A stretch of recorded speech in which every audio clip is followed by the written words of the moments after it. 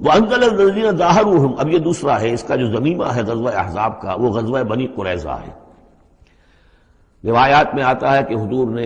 غزوہ، جب یہ لشکر چلے گئے، غزوہ احزاب ختم ہو گیا، تو آ کر واپس گھر آ کر اپنے ہتھیار وغیرہ اتارے، ذرا اتاری، تو حضرت جبرائیل آئے کہ آپ نے ہتھیار اتار دی، ہم نے تو ابھی اتارے نہیں ہیں، ابھی بنو قریظہ کو کیفر کردار تک پہنچانا ہے۔ انہوں نے جو غداری کی اس موقع پر،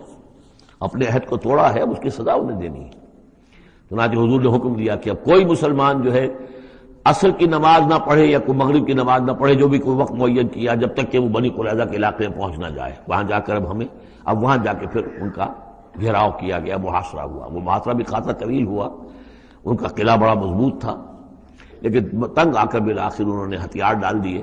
اور یہ کہا کہ سعد بن معاذ جو رئیس اوس تھے اور ان کے حلیف تھے، اوس کے قبیلے کے ساتھ ان کی پرانی جو ہے وہ حلیفی تعلقات تھے، حلیفانہ تعلقات، کل جو وہ فیصلہ کر دیں گے ہمیں منظور ہوگا۔ تو حضرت سعد بن معاذ رضی اللہ تعالی عنہ، جو تورات میں فیصلہ لکھا ہوا ہے بد عہدی کا، کہ قوم اگر تمہارے ساتھ بد عہدی کرے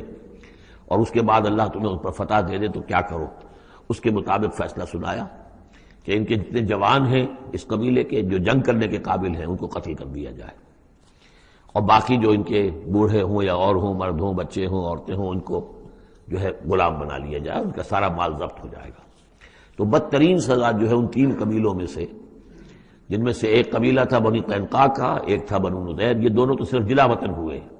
لیکن بدترین سزا پھر ان کو دی گئی ہے۔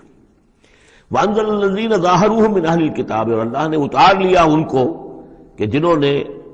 گٹھ جوڑ کیا تھا ان کے ساتھ، کافروں کے ساتھ، مشرکین کے ساتھ، اہل کتاب میں سے، من سیاسیہم، ان کے قلعوں سے، قلعوں میں تو تھے، گڑھیاں تھیں ان کی، لیکن اس سے پھر اتر آئے، ہتھیار ڈال دیے۔ وَقَذَفَ فِي قُلُوبِهِمُ الرُّعْبَ، اور اللہ نے ان کے دلوں میں رعب ڈال دیا۔ فَرِيقًا تَقْتُلُونَ، تو اب تم ایک ان میں سے کچھ کو تم قتل کر رہے ہو، وَتَأْسِرُونَ فَرِيقًا، اور کچھ کو تم نے اسیر بنا لیا ہے اور قیدی بنا لیا ہے، حضرت سعد بن معاذ کے فیصلے کے مطابق۔